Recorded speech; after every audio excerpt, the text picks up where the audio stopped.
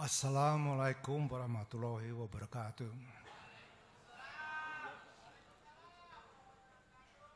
Hadirin sekalian, mungkin Gus Dur akan menertawakan saya ketika saya mengucapkan salam ini. Mungkin dianggap apa, saya tidak tahu. Bukan saja karena itu keluar dari mulut orang seperti saya, salam itu. Tapi Gus Dur memang pernah suatu kali berpendapat bahwa boleh dipakai salam pengganti untuk Assalamualaikum warahmatullahi wabarakatuh yang menimbulkan kontroversi dalam masyarakat luas. Pro dan kontra cukup keras pada waktu itu. Selain itu juga Gus Dur berkata bahwa sebetulnya dalam suatu pertemuan dengan banyak pembicara, ini tafsir Gus Dur ya, saya hanya menyampaikan apa yang saya alami, dan malam ini saya juga hanya akan bicara mengenai hal-hal yang secara fakta terjadi, tidak menambah tafsiran-tafsiran. Jadi Gus Dur pernah berkata dalam suatu pertemuan dengan banyak pembicara, sebenarnya cukup sekali saja pada pembukaan pertemuan oleh pembicara pertama diucapkan salam itu, katanya. Tidak usah berulang-ulang, setiap kali giliran pembicara berikutnya mengulangi lagi untuk hadirin yang sama. Bukan karena Gus Dur ingin bersikap berbeda atau jadi lain dari yang lain. Akan tetapi itu Gus Dur mencoba mengingatkan mengenai makna dan fungsi atau hakikat dari salam tersebut. Selain itu, mungkin maksudnya agar selain kita tidak perlu mengada-ada, juga agar lebih sederhana dan efisien saja. Baiklah, para hadirin yang saya hormati, mengingat, mengenang, dan dalam membicarakan kenangan pada seseorang yang sudah mendahului, maka tidak ada kecuali yang baik saja yang kita akan katakan. Ada bahasa Latinnya mengenai itu, tapi saya tidak tahu, mungkin ada ungkapan bahasa Arab yang sama. Jadi kita akan mengenang yang baik, yang bagus, dan menyenangkan dalam haul ke-10 Gus Dur ini. Gus Dur, sepanjang yang saya kenal, adalah pribadi yang luar biasa, jika tidak ingin dikatakan istimewa. Saya mengenal almarhum bukan saja karena pernah menjadi pembantu beliau ketika menjabat sebagai Presiden Republik Indonesia, atau karena pernah bersama-sama berada dalam gerakan masyarakat dan politik yang berusaha menegakkan demokrasi di zaman Soeharto, yaitu Forum Demokrasi pada tahun 90-an. Bukan cuma itu, kesempatan saya berkenalan dengan beliau. Saya sudah berkesempatan mengenal Mas Dur. Mas Dur, begitu dulu saya memanggil beliau, sejak masa remaja tahun 50-an. Tadi Gus Solah sudah menceritakan bahwa kami bertetangga. Dari semula, keluar biasaan atau keistimewaan Gus Dur sudah bisa dirasakan, kalau bukan selalu kelihatan. Terutama kecerdasan, pengetahuan yang luas, yang meliputi hampir segala hal. Salah satu ukurannya ialah, ukuran untuk saya, boleh dikatakan tidak ada buku yang saya pernah baca atau ketahui yang belum pernah dibaca beliau. hampir mengenai semua hal. Buku sejarah, riwayat hidup, kesusastraan dunia, filsafat, sampai fiksi dan roman detektif, atau tentang film, apalagi mengenai olahraga. Semua lebih diketahui oleh Gus Dur, terutama mengenai agama, khususnya Islam, yang tentu tidak bisa dibandingkan dengan saya karena saya sendiri tidak tahu apa-apa mengenai hal itu. Memang usia Mas Dur lebih tua kira-kira 2-3 tahun dari saya. Yang diketahui beliau tidak dipamerkan, tetapi apa yang kita ketahui juga telah diketahuinya, termasuk banyak yang belum kita tahu. Ini bukan cuma karena minatnya yang luas, tetapi juga berkat kekuatan daya ingatnya, kapasitas memorinya, yang mungkin jadi terlatih lebih baik berkat sistem pendidikan menghafal di pesantren. Tentu saja ini semua ditambah dengan tingkat kecerdasannya yang superior. Gus Dur dengan segala potensi yang dipunyainya berkembang menghasilkan pribadi intelektual yang diakui sampai dunia internasional. Hadirin yang saya hormati, bagaimana Gus Dur menunjukkan dan mengekspresikan keluar biasaannya itu tidak lepas menjadi hal-hal yang kadang-kadang kontroversial tentang sikap dan tindak tanduknya. Ruang ingatannya yang luar biasa itu banyak dipakainya untuk menghafal lelucon-lelucon yang ada dari seantero dunia, dari sepanjang masa. Dan setiap ada kesempatan, dengan senang ini diceritakannya kembali. Bahkan beliau pernah menuliskan dalam suatu bentuk kumpulan. Bukan saja membuat dia dianggap lucu, namun jenis lelucon, gurauan, banyolan atau plesetan yang dibawakannya itu juga menunjukkan kecerdasan pribadinya. Tentu saja ada yang kurang setuju dan kurang menghargai sikapnya yang penuh humor itu. Tapi memang Gus Dur seakan-akan tidak bisa menahan dirinya untuk tidak membuat dan mengeluarkan joke, lelucon dalam keadaan apapun, baik di lingkaran informal maupun di dalam pertemuan internasional tingkat tinggi misalnya. Mungkin karena persediaan lelucon dalam dirinya sudah terlalu banyak membludak, sehingga mau tidak mau mendesak untuk dilepaskan keluar.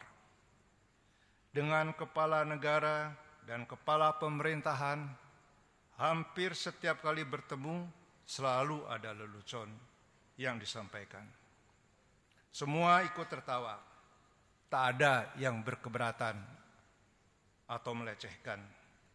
Dan itu tidak mengurangi kekaguman akan kadar intelektualitas di mata mereka, intelektualitas Gus Dur. Saya bukan ahli ilmu jiwa, bukan ahli psikologi.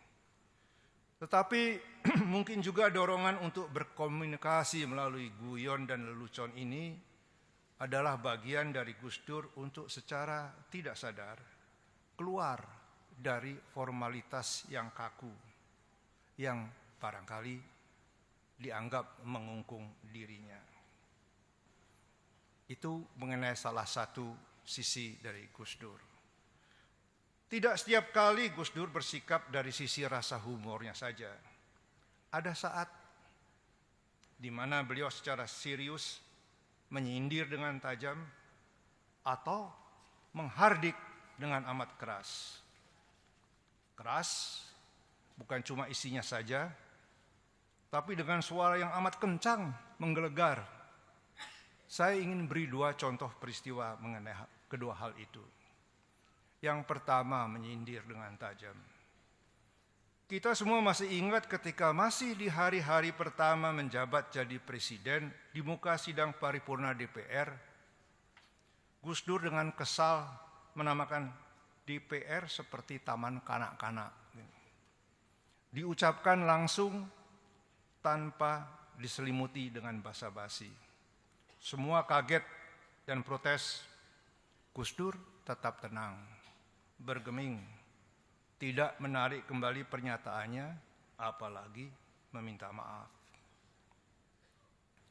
Peristiwa kedua menghardik ialah ketika menerima beberapa wakil Laskar Jihad, atau saya tidak tahu persis namanya Laskar Jihad, mungkin ada nama lainnya, semacam delegasi dari para habaib di kantornya di Istana Merdeka. Saya yang tidak mengerti gramatika bahasa Arab, saya tanya sama Gus Dur, habaib itu apa? Beliau ketawa sedikit, bilang habaib itu jamaknya Habib. Apa benar apa enggak saya tidak tahu. Saat itu saya mendampingi beliau. Semula Presiden Gus Dur menolak untuk menemui mereka yang berdemonstrasi di depan istana memakai jubah dan sorban lengkap dengan menyandang pedang dan kelewang. Karena mereka berkeras tidak mau bubar sebelum diterima presiden atas bujukan beberapa pejabat, antara lain sekretaris militer dan sekretaris pengendalian pemerintahan, Gus Dur mau menerima. Tapi dia membatasi, hanya untuk 5 menit, begitu permintaan Gus Dur.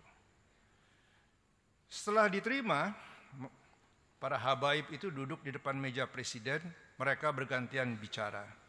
Lalu Gus Dur mengingatkan bahwa waktu yang diberikan hanya 5 menit dan itu sudah habis. Ketika masih ada yang memaksa untuk minta giliran berbicara lagi, langsung Gus Dur berdiri dari kursinya dan membentak, "Keluar!" sambil menunjuk ke arah pintu. Suaranya luar biasa lantangnya sampai terdengar keluar ke seluruh ruangan dalam istana. Sumpah mati, baru sekali ini seumur hidup saya mendengar bentakan sekeras itu. Yang lucu dari peristiwa ini ialah karena penglihatan Gus Dur sudah tidak berfungsi, maka arah telunjuknya bukan ke pintu keluar tetapi ke pintu samping dari ruangan kantornya.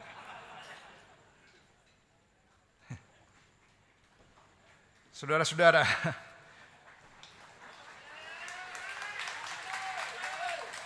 bagi saya episode itu menunjukkan bahwa Gus Dur punya penilaian sendiri. Paling tidak dia tidak terpengaruh oleh pakaian luar, sorban, jubah, kelewang, pedang, habaib. Saya bertanya pada Gus Dur, Anda tidak terlalu keras itu sama mereka? Dia memanggil saya dengan nama kecil saya. Enggak lah, orang-orang seperti itu cuma bisa mengerti bahasa yang seperti tadi. Jadi dia bilang, dia sebut nama etnis orang-orang seperti saya, tidak sebut kembali. Hanya bisa mengerti seperti itu. Jadi dia mau mengatakan, dia mau gertak saya gertak lebih keras. Sebagai pemimpin organisasi Islam besar NU, yang kadang-kadang masih dikelilingi banyak orang yang punya rasa identitas agama yang kuat, atau pandangan terbatas, bahkan mungkin kadang-kadang masih mengandung prasangka terhadap golongan lain, Gus Dur ternyata punya toleransi yang besar. Yang pada dasarnya bukan cuma toleransi karena kemurahan hati, bukan. Tetapi sifatnya lebih mendasar, yaitu karena pengakuan dan penghargaan atas hak asasi setiap warga yang sama bagi setiap orang.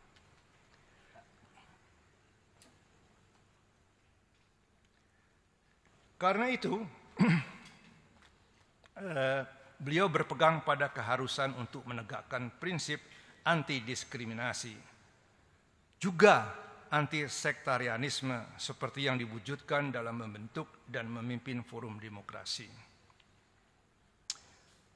Ini ada suatu cerita mengenai toleransi, mengenai Gus Dur dan kepemimpinan beliau. Beberapa saat setelah memegang jabatan presiden, Gus Dur menerima keluhan dan permintaan dari teman-temannya dari golongan minoritas keturunan Cina agar diperbolehkan merayakan Hari Raya Imlek yang sejak Orde Baru berdiri dilarang pemerintah untuk diperingati. Itu barangkali ada hubungannya antara Cina dan RRC dan komunis sehingga dilarang. Gus Dur melihat larangan itu sebagai pengekangan atas kebebasan hak warga negara untuk menjalankan keyakinan dan kepercayaannya secara terbuka, yang sebenarnya dijamin dalam konstitusi Undang-Undang Dasar. Lalu Gus Dur memanggil saya, menanyakan apa yang bisa dilakukan. Karena larangan itu dulu dibuat melalui sebuah peraturan perundang-undangan. Saya kemukakan larangan itu dimuat dalam sebuah peraturan Menteri Dalam Negeri. Tapi apabila Presiden menghendaki, bisa dicabut atau ditiadakan melalui sebuah keputusan Presiden yang tingkatnya lebih tinggi, walaupun cara ini tidak lazim. Gus Dur tanpa ragu-ragu setuju. Segera menandatangani keputusan Presiden yang menyampingkan atau mencabut peraturan Menteri Dalam Negeri tersebut. Begitulah pada Februari tahun 2000, masyarakat keturunan Tionghoa bisa dengan terbuka merayakan Hari Raya Imlek untuk pertama kali sejak 30 tahun dilarang di bawah Orde Baru. Gus Dur melakukannya tanpa gembar-gembor demi Pancasila dan sebagainya, atau mengharap keputusannya itu dipandang sebagai hadiah atau berkat dari Presiden Abdurrahman Wahid. Namun sekadar sebagai kewajaran mengembalikan kebebasan demi keadilan yang merupakan hak setiap warga negara. Sesuatu yang harus terjadi, wajib untuk dilakukan, bukan sebuah keistimewaan.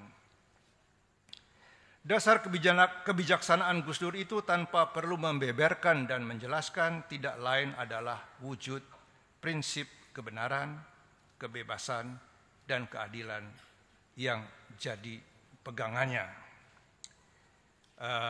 Saya sudah diperingatkan tinggal 3 menit lagi. Saya masih boleh terus? Gus Dur telah mengidap menderita gangguan fungsi penglihatan sejak remaja, sejak kecil. Saya yang berdekatan rumah berkenalan dengan Gus Dur ketika masih berusia belasan tahun. Beliau sudah memakai kacamata minus yang tebal. Makin lama fungsi itu semakin mundur, semakin memburuk. Mungkin karena terlalu banyak membaca, kata orang. Tapi Gus Dur tetap menolak, menyangkal bahwa beliau sudah tidak bisa melihat atau secara teknis, secara klinis sudah buta. Dia seakan-akan tidak mau menerima kenyataan fisik tersebut. Mungkin dia percaya dan yakin bahwa dia tetap bisa melihat atau mengetahui, mengenali, memakai mata batinnya. Ini juga dipercaya oleh banyak orang lain, terutama yang dekat di sekelilingnya. Bukankah fungsi penglihatan itu untuk mengetahui dan mengenali? Penyangkalan tentang kebutaan ini antara lain diceritakan langsung oleh Gus Dur sendiri di suatu pertemuan Forum Demokrasi kira-kira pada tahun 99. Gus Dur bercerita tentang percakapannya dengan Jimmy Carter, mantan Presiden Amerika Serikat yang datang ke Indonesia untuk memantau pelaksanaan pemilu DPR pertama sesudah reformasi.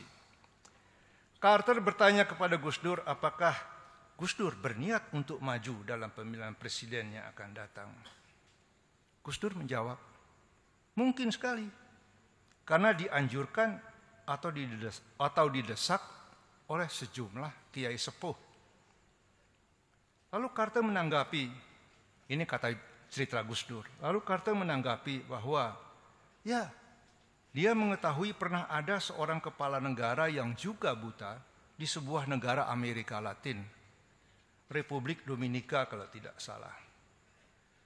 Reaksi Gus Dur mendengar apa ucapan Carter itu, wah, rupanya Carter menganggap saya juga buta.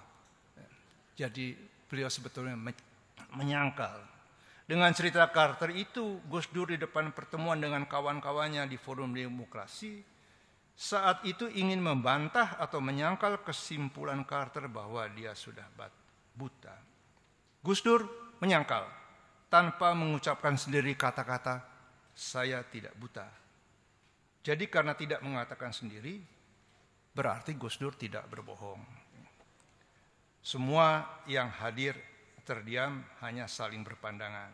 Karena sebelumnya menyaksikan Gus Dur harus dituntun ketika masuk ruangan sebelumnya.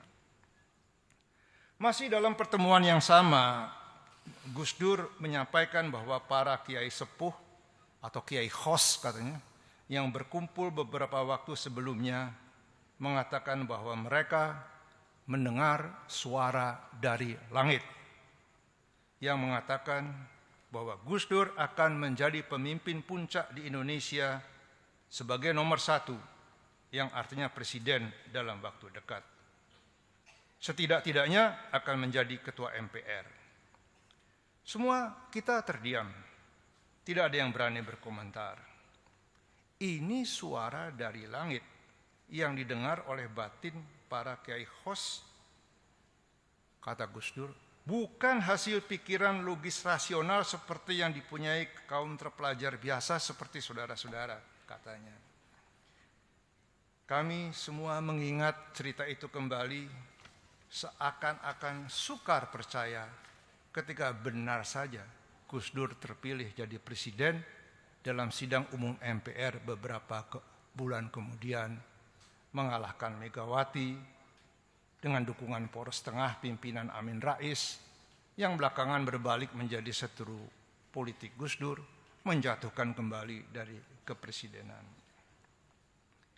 Begitulah saya ingin mempersingkat waktu ini dengan menceritakan bahwa Gus Dur menjalankan fungsinya sebagai presiden dengan hambatan penglihatan itu banyak dikritik dan dipertanyakan oleh kalangan yang cukup luas. Kemana-mana harus dituntun, ke kamar kecil pun dibantu dengan tuntunan ajudan. Tetapi ternyata semua tetap berjalan dengan relatif lancar. Memimpin sidang kabinet, menandatangani dokumen-dokumen negara, seperti undang-undang dan keputusan-keputusan, itu berjalan dengan baik. Beliau tidak bisa membaca, tetapi bisa menulis, berarti bisa menandatanganinya. Ini adalah keluarbiasaan Gus Dur yang paling istimewa di samping keluarbiasaan lain yang sudah dimilikinya. Tidak pernah ada presiden atau pejabat tinggi negara yang punya keluarbiasaan seperti ini dalam sejarah Indonesia.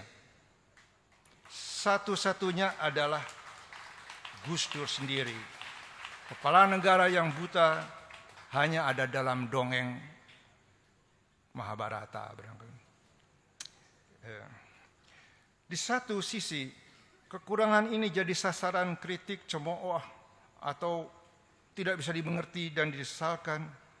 Tapi seperti saya katakan, di pihak lain ini adalah suatu keistimewaan yang sebelumnya tidak pernah terjangkau pikiran, suatu keajaiban. Bagaimana mungkin seorang dengan kendala penglihatan atau buta bisa diangkat jadi presiden, diserai tanggung jawab, memimpin negara sebesar Indonesia ini? Dan itu telah terjadi. Bukankah sepantasnya itu disebut mengagumkan? Bukan main. Bagaimana caranya Gus Dur menjalankan tugas sehari-hari sebagai presiden?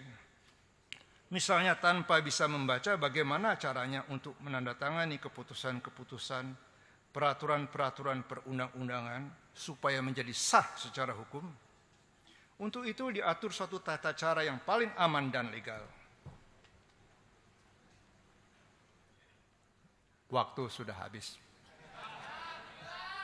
1 menit lagi. Setiap dokumen sebelum dibubuhi tanda tangan beliau dibacakan dulu isinya dengan dilihat atau didengar seorang saksi, paling sedikit ajudan beliau. Baru kemudian Gus Dur membubuhkan tanda tangan di tempat yang disediakan.